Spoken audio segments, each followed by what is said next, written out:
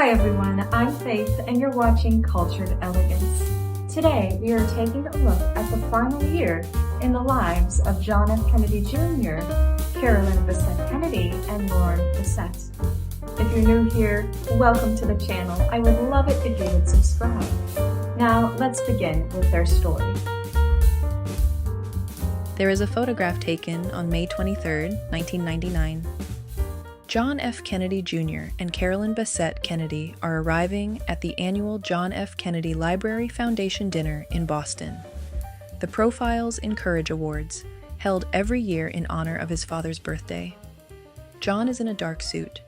Carolyn is beside him, luminous, composed, wearing something simple and perfect the way she always did. They are walking together.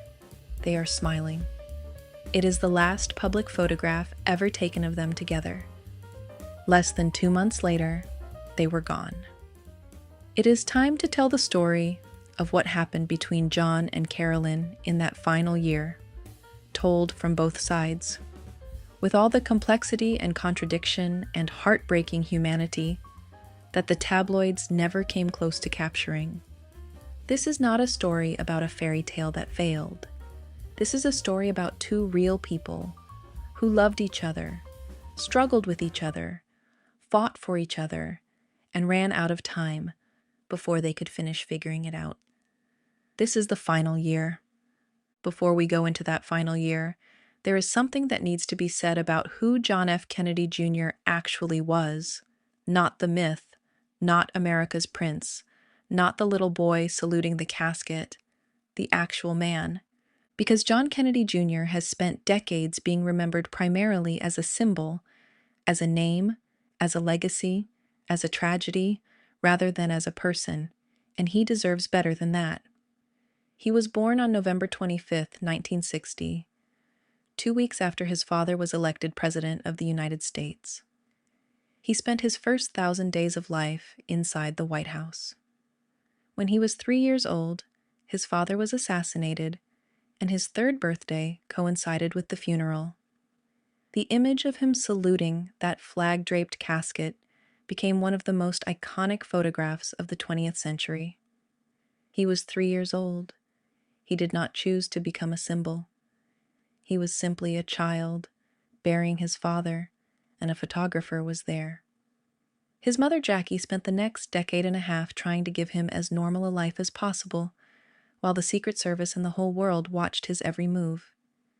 John's Brown University roommate Robert Littell later wrote that despite attending functions on weekends with leading politicians and businessmen, John never talked about them when he returned to campus, likely because he didn't want to be seen as a public figure.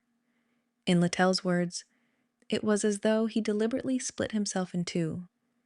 He was, by the accounts of everyone who knew him personally rather than publicly, genuinely warm, funny, and emotionally intelligent in a way that surprised people who expected a Kennedy to be cool and patrician. He loved acting. A theater professor at Brown told historian Stephen Gillen that John was the most talented actor he had ever taught, but his family forbade him from pursuing it as a career. He was restless. He kayaked and paraglided and took up flying. He pushed every physical limit, partly because he simply loved the outdoors, and partly because he had grown up in a cocoon. Every ski trip, every bike ride, every simple, spontaneous act carefully managed by Secret Service logistics, and he was making up for it. When he failed the New York bar exam not once, but twice, the headlines were merciless. People compared him to his father, who by the same age had won a Pulitzer Prize. John's response was characteristically direct. He simply said, "I am not my father." He kept taking the exam. He passed on his third attempt, and when he did, it was national news. He received congratulations from around the country, including, according to one account, a telegram from Richard Nixon. He went on to serve as an assistant district attorney in Manhattan, where he earned a perfect conviction record on every case he prosecuted. He didn't go into politics, not yet, despite everyone expecting him to from birth. Instead, in 1995, he launched George magazine. a political magazine that treated politics the way Rolling Stone treated music: accessible, entertaining, human. The motto was, "Not just politics as usual." The debut cover featured supermodel Cindy Crawford dressed as George Washington. John joked at the launch press conference that he hadn't seen so many reporters in one place since he failed his first bar exam. That was John Kennedy Jr., self-deprecating, direct, funny, trying to build something entirely his own, separate from his father's name, separate from the legend, separate from the myth. And in 1996, he married Carolyn Bessette, a woman who was, in her own completely different way, doing exactly the same thing, building something entirely her own. They had that in common. It may have been the deepest thing they shared. To understand the final year, you have to understand what 1997 and 1998 had already cost them both. By the time the calendar turned to 1998, John and Caorlyn had been married for just over a year. And the marriage, which had begun with such promise, with a secret ceremony on a candlelit island off the Georgia coast, was already under more strain than most marriages survive in a lifetime. The strain came from every direction at once. The press was relentless. Caorlyn could not leave their Tribeca apartment at 20 Northmore Street without paparazzi documenting every step. She told her close friend Carol Radziwill that the only way to avoid the cameras was to leave before 7 in the morning. If she waited any longer, they were already there. According to biographer Elizabeth Beller's 2024 book, Once Upon a Time, photographers would yell slurs at Caorlyn in the street to provoke a reaction, so they could photograph her looking distressed and sell it as a story. The more she refused to perform her life for the cameras, the more the tabloids called her cold. The more she pulled inward, the more they called her difficult. Carolyn's friend Carol Radziwill described what was happening to her as a kind of gaslighting. As quoted in Beller's biography, Carol explained that constantly having people approach you to ask if what they just read about you is true, whether the fighting is real, whether the marriage is over, interrupts your ability to navigate your own relationships. It makes you confused about your own reality. And Caorlyn, who had always been so sharp and so certain of herself, was beginning to lose her footing entirely. By early 1998, Elizabeth Beller writes, Caorlyn was falling apart. John's longtime friend Jack Merrill described her, as quoted in Beller's research, as being in the midst of several crises simultaneously. She had become thinner. She was isolating.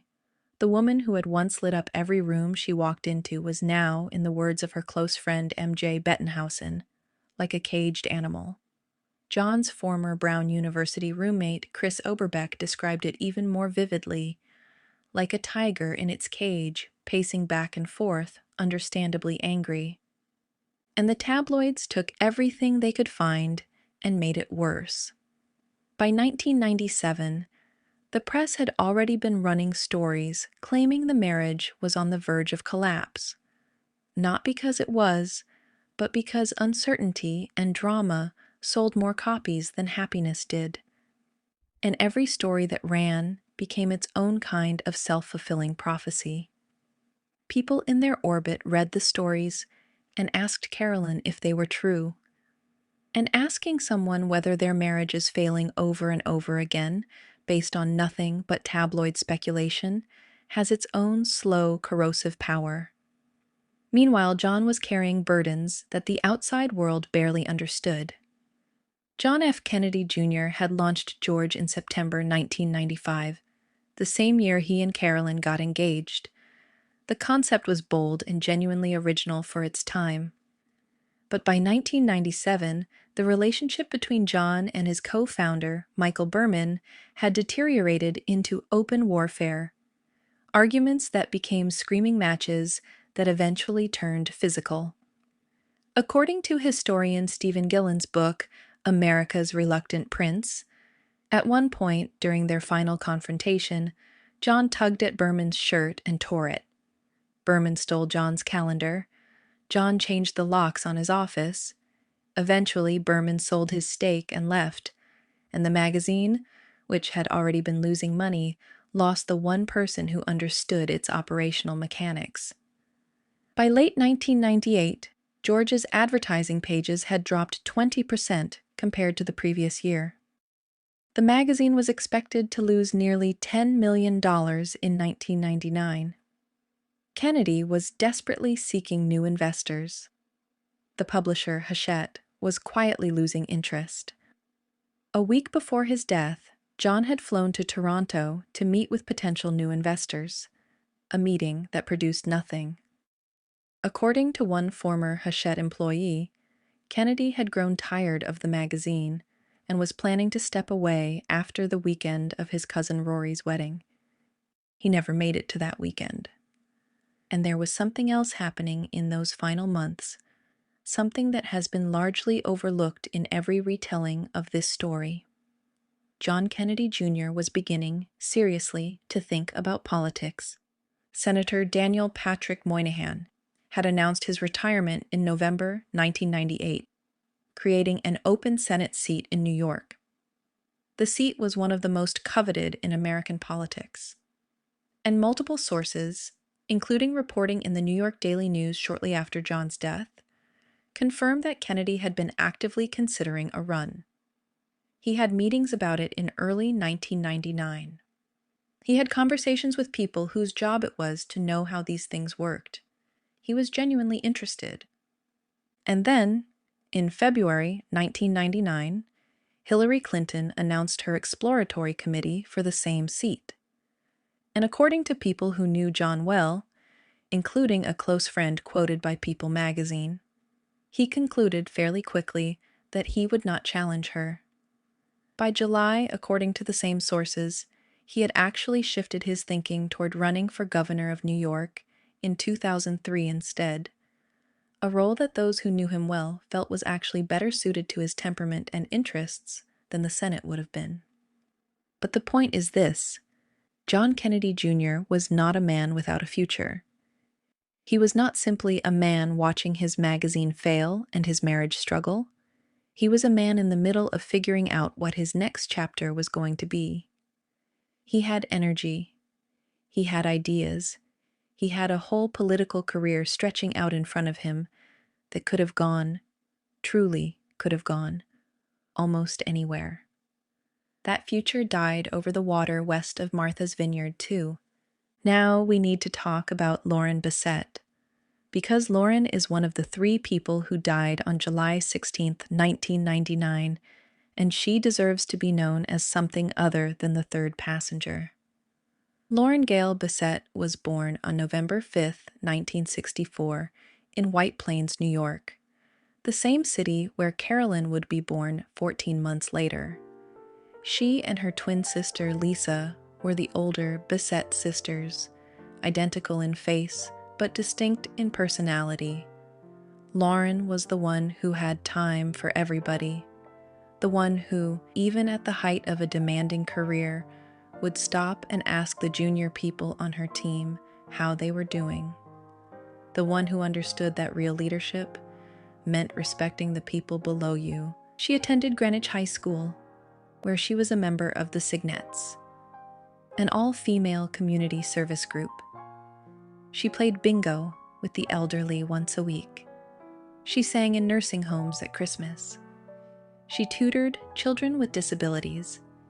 This was Lauren Bessette before anyone outside of Greenwich, Connecticut, had any reason to know her name. She went on to Hobart and William Smith colleges in New York, where she majored in economics and was inducted into the Economics Honor Society.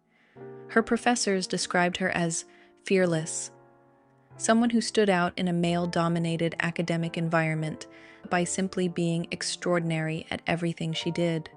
After graduating in 1986, she began working at Morgan Stanley as a financial analyst.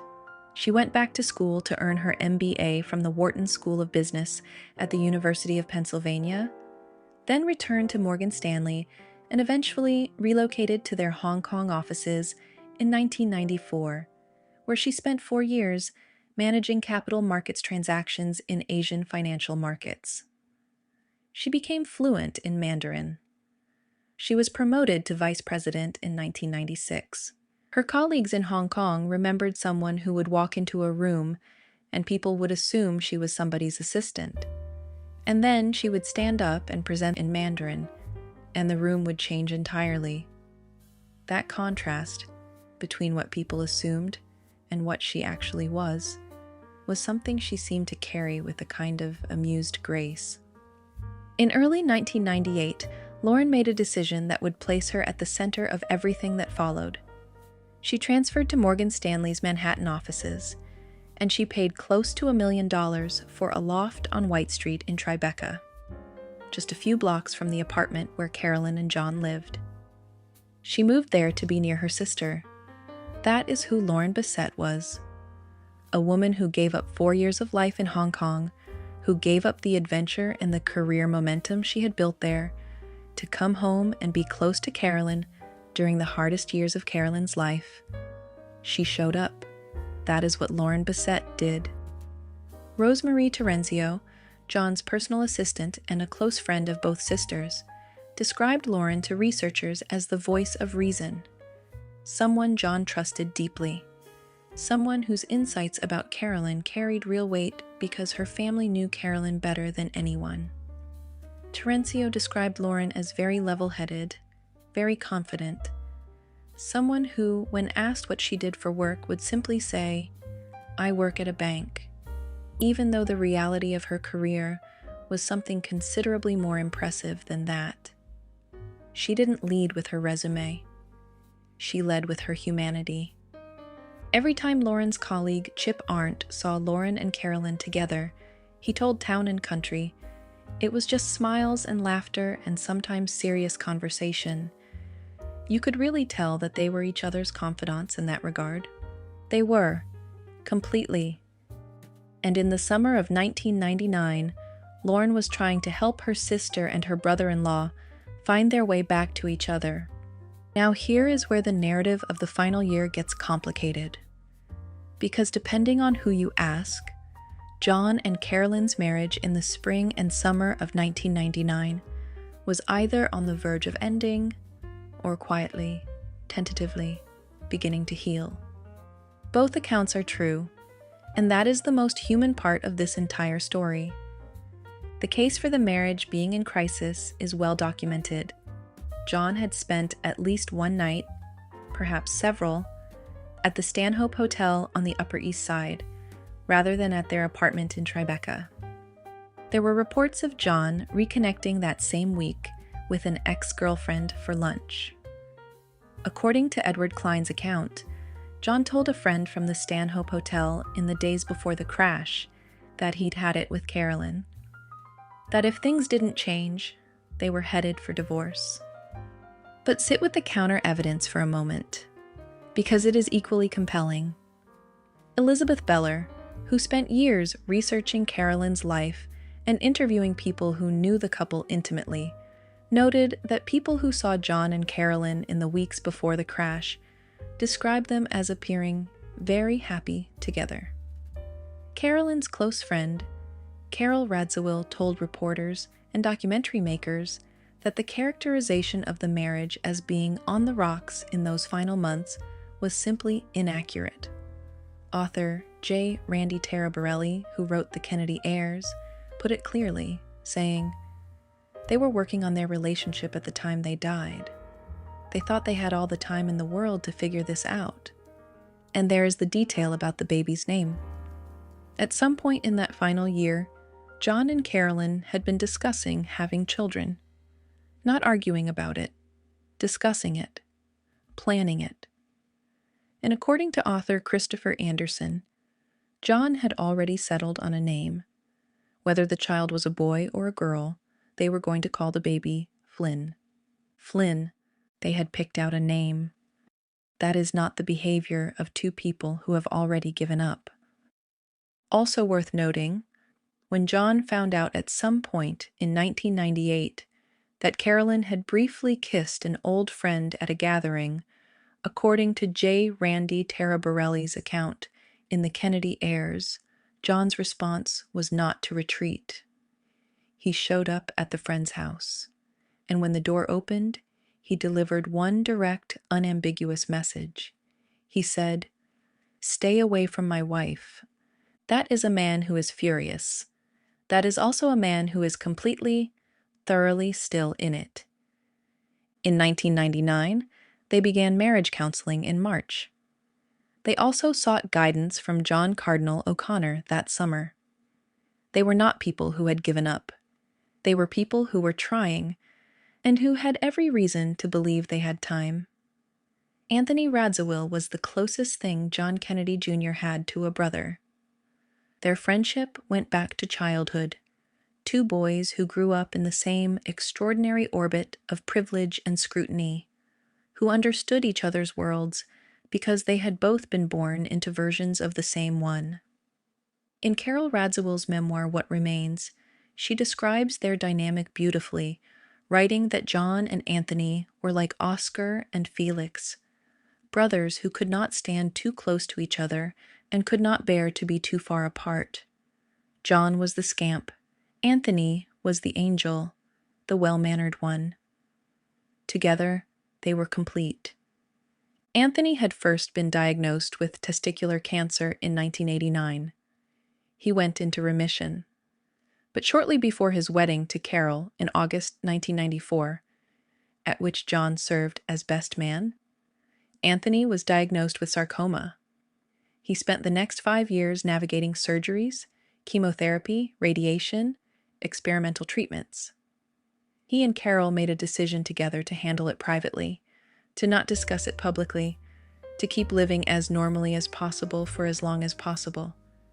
But by 1998, Anthony's cancer had metastasized, the treatments intensified, and John Kennedy, who had already lost his mother Jackie to cancer in May 1994, who had grown up in a family defined by loss, was now watching his best friend lose a battle that both of them knew, in their quietest and most honest moments, he was not going to win. John's high school friend Sasha Chermayeff noted something that tends to get lost in the narrative of that final year, that Anthony's illness, in some ways, brought John and Caorlyn closer together, that the shared grief of watching someone they both loved fight for his life had a binding power, a reminder of what mattered and what didn't. In May of 1999, Anthony took a leave of absence from his job so that he and Carol could spend the summer in Martha's Vineyard, close to the Kennedy house at Hyannisport. Carol would later describe that summer in ways that are almost impossible to read without your heart breaking. She said to Oprah Winfrey in a 2005 interview, "It was bittersweet because, sure, we were in this beautiful home. The weather was beautiful, the ocean. But we were there to die. They were there to die. And John and Caorlyn were nearby, in the middle of everything else, the magazine collapsing, the marriage straining, the press circling, showing up for their closest friends in the middle of a summer that nobody who lived through it would ever forget." By the spring of 1999, something was beginning to shift in Caorlyn. She had spent the hardest years of her marriage largely isolated and struggling to find herself inside a life she had not fully chosen. But now, with Lauren just blocks away in Tribeca, with the marriage counseling giving both her and John a structured space to work through their problems, and with the simple passage of time providing some perspective on what the tabloid years had done to her, she was starting to find her footing again. She and Carol Radziwill had conversations about documentary filmmaking. She was thinking about going back to school to study psychology. She was beginning to ask herself, for the first time in years, what she actually wanted, not what the Kennedys wanted, not what the press wanted, not what the role of Mrs. JFK Jr. required, what she wanted. And that question, for the first time since the wedding, felt answerable. Friends of Caorlyn told Elizabeth Beller that she was starting to find herself again in the last year of her life. She was coming back, slowly, carefully, one day at a time. She was coming back. The final week arrived. John was on crutches, recovering from a paragliding accident that had fractured his ankle in June. He was in pain, slightly more limited physically than usual, navigating the city and his responsibilities with the same stubborn determination that had always defined him. The week was not peaceful. John spent at least one night at the Stanhope Hotel. He had lunch with an ex-girlfriend. He made calls to friends expressing his frustration with where the marriage stood. A week before his death, he flew to Toronto to try to save George Magazine, a meeting that produced nothing. He came home knowing that the publication he had poured himself into for 4 years was probably not going to survive. And then, on July 14th, 2 days before the flight, Lauren Bessette had lunch with John at the Stanhope Hotel. According to All That's Interesting, drawing from multiple reported accounts, Lauren was there that day, doing what Lauren always did, trying to be the voice of reason. She encouraged Caorlyn to get on the plane. She encouraged them both to go to Rory's wedding. And in a gesture that was entirely characteristic of who she was, Lauren offered to fly with them, to be there, to help smooth things over, to be the steady, grounding presence that she had always been for both of them. It was an act of love. It was Lauren showing up, the way Lauren always showed up. At some point on the morning of July 16th, the day of the flight, John reconciled with Caorlyn over the phone.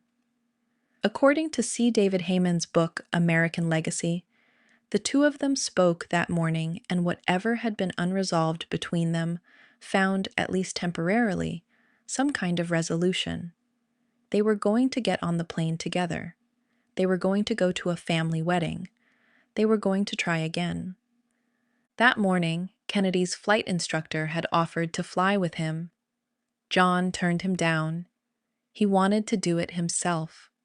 The instructor felt that John was a good enough pilot to make it to Martha's Vineyard if the horizon was visible.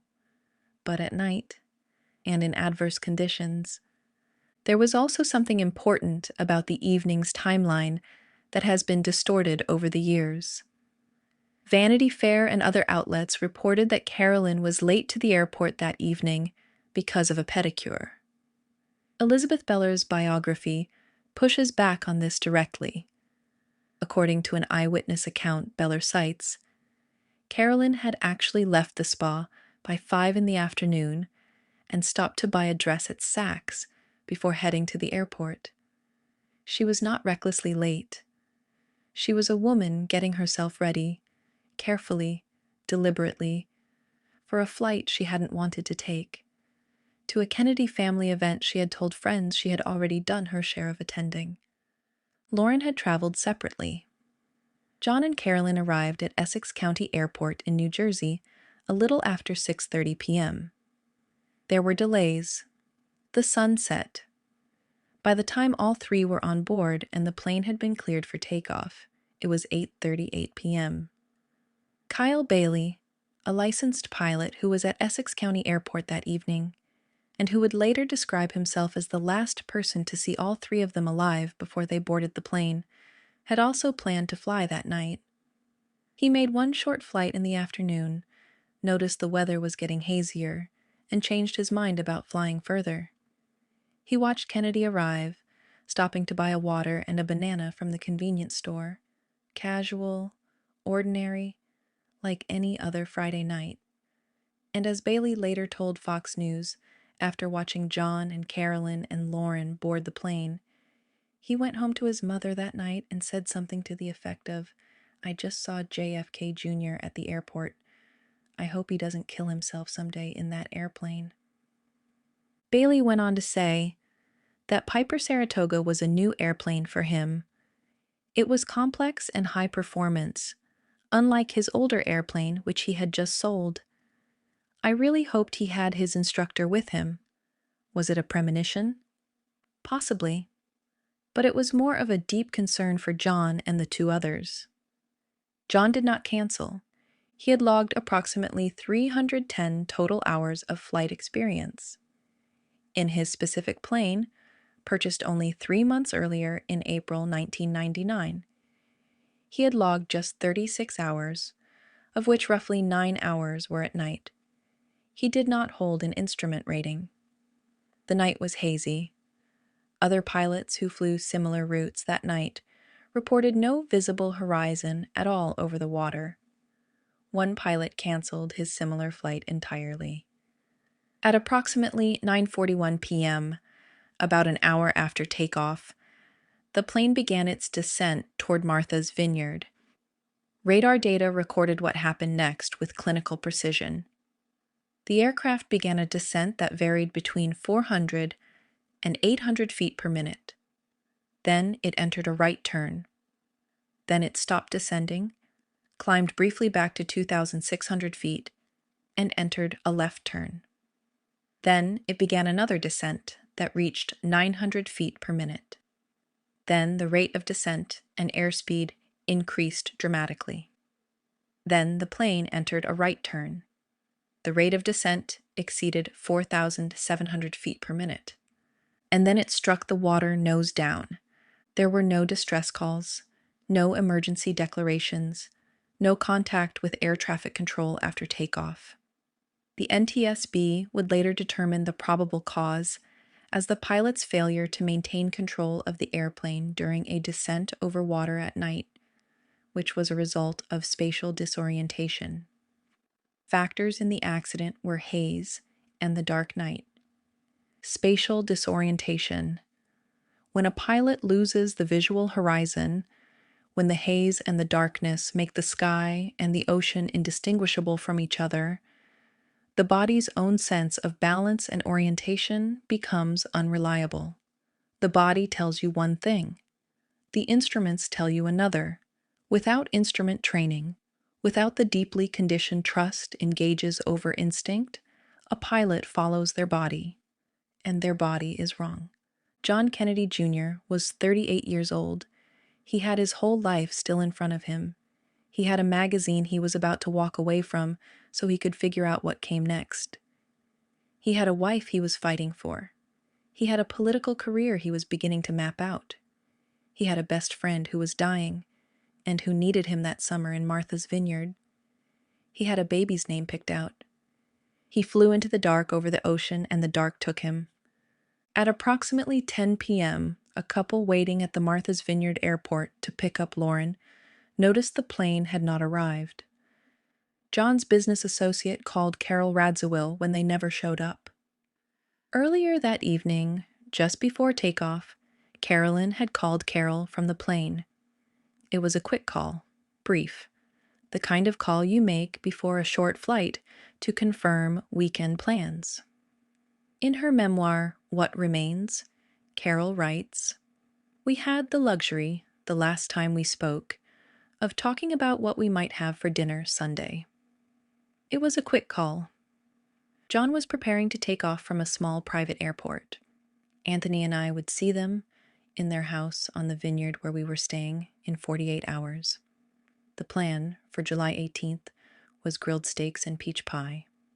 Caorlyn ended the call the way she always ended calls with Carol. She said, "I love you." And Carol, for reasons she has never fully been able to explain and has never fully forgiven herself for, didn't say it back. And Caorlyn said, "I'll call you when I land." At midnight, the phone rang. The plane was not there. Carol's journalistic instincts took over. She made call after call, to airports, to the Coast Guard, to the FAA, to Carolyn's cell phone, over and over, just to hear her voice. She left messages hoping Caorlyn would pick up. She left messages just to have something to leave. At 2:15 in the morning, Carol called the Woods Hole Coast Guard and reported the plane missing. The Coast Guard began a full search and rescue operation at 4 a.m. For 5 days, the country waited. The search involved Navy vessels, Coast Guard helicopters, divers. It was one of the largest search and rescue operations ever mounted for a missing small aircraft. On July 17th, a beachcomber walking along Philbin Beach on Martha's Vineyard came across something unusual in the sand, a black garment bag. Attached to it was a business card. The name on the card was Lauren Bessette. The wreckage was found on July 21st, 5 days after the crash, in 120 feet of water, approximately 7.5 miles west of Martha's Vineyard. Navy divers found parts of the plane strewn across a broad area of the ocean floor. Carolyn and Lauren's bodies were found near the fuselage. John's body was still strapped into the pilot's seat. Autopsies confirmed that all three had died on impact. They felt nothing. They were gone before the water touched them. On July 22nd, a private memorial mass was held at the Church of St. Thomas More in Manhattan, the church where Jackie Kennedy Onassis had worshipped. 300 invited guests attended. President Bill Clinton and Hillary Clinton were among them. Senator Edward Kennedy, the last surviving brother of John's father, delivered a eulogy that has stayed with people ever since. He said, "From the first day of his life, John seemed to belong not only to our family, but to the American family. He had a legacy, and he learned to treasure it. He was part of a legend, and he learned to live with it." The bodies of all three, John, Carolyn, and Lauren, were cremated. The three bodies were taken first from Hyannis to Duxbury, Massachusetts, where they were cremated at the Mayflower Cemetery Crematorium. Then Senator Kennedy and his sons boarded a Coast Guard vessel that took them out to the USS Briscoe. They scattered the ashes at sea, near where the plane had gone down. In Greenwich, Connecticut, the town where Lauren and Carolyn had grown up, the town their mother had moved the family to after the divorce, a separate memorial service for Lauren was held at Christ Church. More than 500 people gathered to remember her. Several members of the Kennedy family were among them. And then, 25 days after John and Carolyn, Anthony Radziwill lost his battle with cancer. August 10th, 1999. He was 40 years old. He had attended the memorial for his best friend and his best friend's wife, not knowing it was the last public act he would perform. Carol Radziwill lost 3 of the people closest to her in 3 weeks in the summer of 1999. John, Carolyn, her husband, the tight circle of 4 that had been the center of her world, the weekends in Massachusetts, the late nights in Tribeca, the plans for dinner that would never happen, was simply gone. All at once. That summer. She wrote about it in her memoir. She called it What Remains, because that is the question you are left with when the people you love are taken all at once. What remains? In the aftermath, there were legal consequences that the world largely missed in its grief. Carolyn and Lauren's mother, Anne Freeman, filed a wrongful death lawsuit against John's estate, alleging negligence in the operation of the aircraft. John's estate was reported to be worth up to $100 million. The lawsuit was eventually settled out of court for a reported $15 million.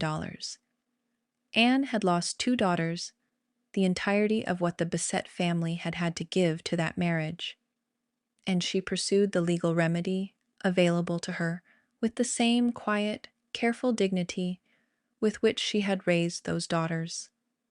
Anne Freeman passed away on April 24, 2007, at the age of 67. She never spoke publicly about any of it. She had done her grieving in private, the way the Bessettes had always done everything, away from the cameras, away from the noise, entirely on their own terms. She was overheard telling a friend, in the immediate aftermath of the crash, "I used to have twins." There is something that needs to be said about how history has treated John and Carolyn in the years since their deaths.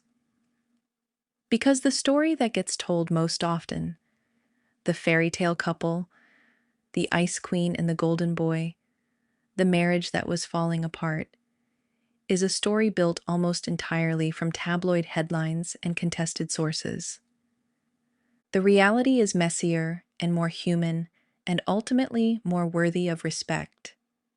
John Kennedy Jr. was a man trying to build something real in his own right, not just his father's son, but his own person, with his own magazine, his own marriage, his own political future beginning to take shape. He was a man who said, "I am not my father," and meant it, who failed the bar exam twice and kept going back, who knocked on a friend's door and said, "Stay away from my wife," who showed up at Martha's Vineyard that summer to be near the man who was dying, even while everything else in his own life was demanding his attention, who had a baby's name picked out and a future he was still in the middle of building. Carolyn Bessette-Kennedy was a woman trying to survive something that would have broken most people. She was not cold. She was not difficult. She was a private person placed in a public fire without her consent, burning through it as gracefully as any human being could be expected to, and finding her way back to herself in the final months of her life.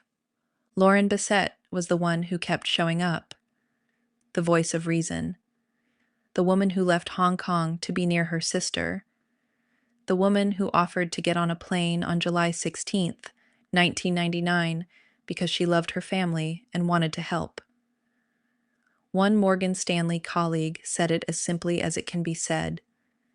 In her own way, she may have been more successful than they were. All three of them deserved more time. Carol Radziwill, who knew them all better than almost anyone, has said something over the years that I want to leave you with. She has said that the saddest part of the whole story is not that it ended the way it did. The saddest part is that everyone who knew Caorlyn, no matter how depressed she was, no matter how much she was struggling, was completely confident that she was going to be fine eventually, that the problems between her and John were the kind that real couples navigate, that the pressure she was under was the kind that eventually, with time and distance, becomes manageable, that she was going to come out the other side of this and be more herself than ever. Everyone who knew her believed that, without exception. And, as Elizabeth Beller wrote, what could have been a blip became their forever story. Maybe their problems would have proved insurmountable, or maybe they would have powered through. Either way, the roller coaster became their forever story. The plan for July 18th was grilled steaks and peach pie, and Caorlyn said, "I'll call you when I land." Their story is truly one that stays with you. Thank you everyone so much for watching, and I would love it if you would subscribe and consider becoming a channel member. I would also like to take this time to personally thank the channel members which support this channel. Thank you very much. This work would not be possible without you. Now, thank you everyone and have a very blessed day.